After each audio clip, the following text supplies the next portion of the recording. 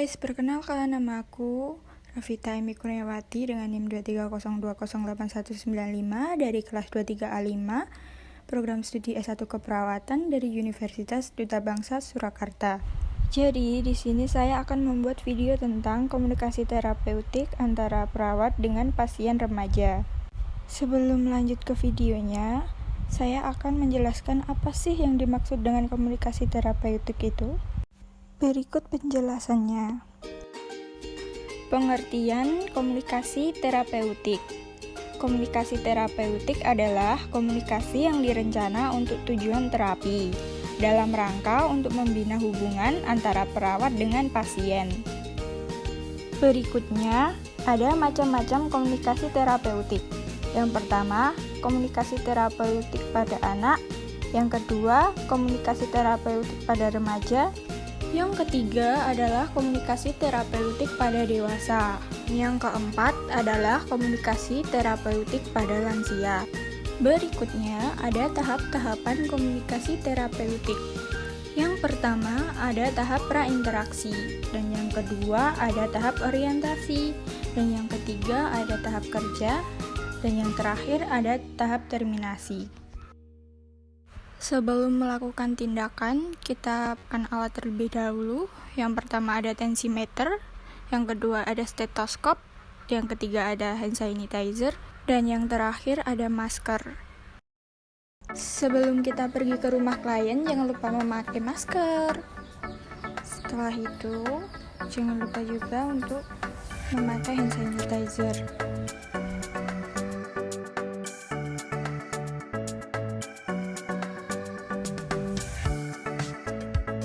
Setelah memakai hand sanitizer, mari kita OTW ke rumah klien.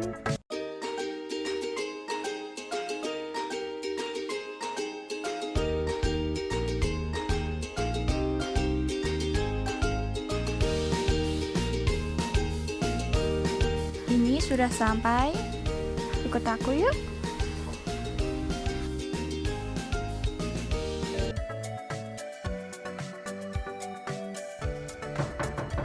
Assalamualaikum. Waalaikumsalam. Silakan masuk, Mbak.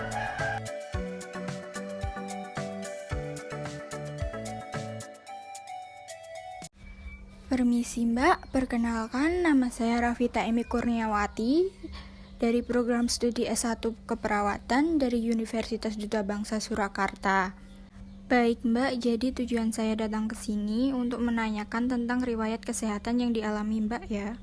Nah, sebelumnya ini dengan Mbak siapa? Latifah, Umur berapa Mbak? 19 tahun. Alamatnya di mana? Wow. Baik, jadi saat ini keluhan yang dirasakan apa Mbak? Sering pusing. Apakah ada riwayat hipotensi atau darah rendah Mbak? Ada. Timbulnya keluhan itu secara mendadak atau bertahap kalau boleh tahu Mbak? Bertahap. Oh, bertahap ya Mbak. Biasanya untuk mengatasinya gimana ya Mbak? Minum sangobion. Apakah ada alergi obat Mbak? Enggak ada.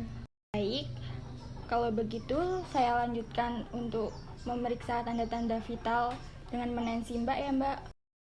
Sebelum itu, saya izin untuk mencuci tangan terlebih dahulu dan mempersiapkan alat-alatnya ya Mbak. Sebelum kita melakukan pemeriksaan terhadap klien, kita wajib melakukan cuci tangan 6 langkah dengan benar. Pertama-tama kita ambil sabun secukupnya, lalu usapkan dan ratakan ke kedua telapak tangan kita, lalu gosokkan ke punggung tangan secara bergantian. Kemudian kita gosokkan ke sela-sela jari kita. Setelah itu kita kunci tangan seperti ini. Kemudian kita bersihkan kedua jempol kita secara bergantian. Setelah itu terakhir kita usapkan ujung kuku kita ke telapak tangan kita. Kemudian kita bilas dengan air mengalir yang bersih dan pastikan tidak ada sabun yang tersisa. Setelah bersih, jangan lupa kita matikan keran air. Lalu kita keringkan tangan menggunakan tisu atau handuk bersih. Baik, ini saya mulai tensi Mbak ya Mbak. Saya pasang alat tensinya. Sebelumnya apakah ada yang ditanyakan? Tidak. Baik, saya mulai ya Mbak. Iya. Pertama, letakkan lengan klien yang hendak diukur pada posisi terlentang. Buka lengan baju klien. Lalu, pasang manset pada lengan atas sekitar 3 cm di atas fasa cubiti. Pasang manset melingkari lengan dengan rapi. Kemudian, letakkan jarum tensi sejajar dengan penglihatan.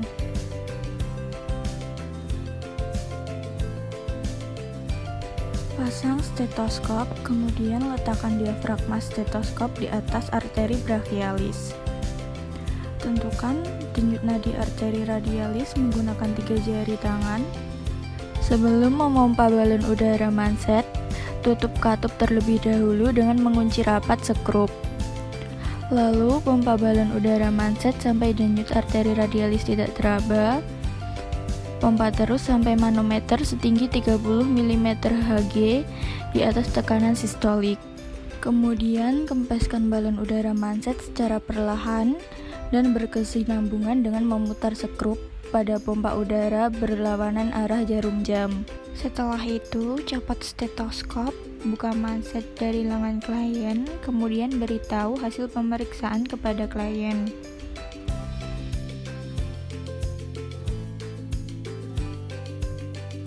Jadi, ini hasil tensinya Mbak Latifah 80/60 mmHg. Itu termasuk rendah ya Mbak, makanya Mbaknya sering pusing. Saya saranin untuk sering minum air putih ya Mbak, dan mengonsumsi makanan yang banyak mengandung vitamin B12. Iya, tanya Mbak, makanan yang mengandung vitamin B12 itu apa aja? Seperti daging-dagingan, daging kambing, yogurt, telur, susu. Seperti itu Mbak. Ini saya sudah selesai melakukan tindakan. Baik Mbak Latifah, saya izin untuk merapikan alat-alat terlebih dahulu ya.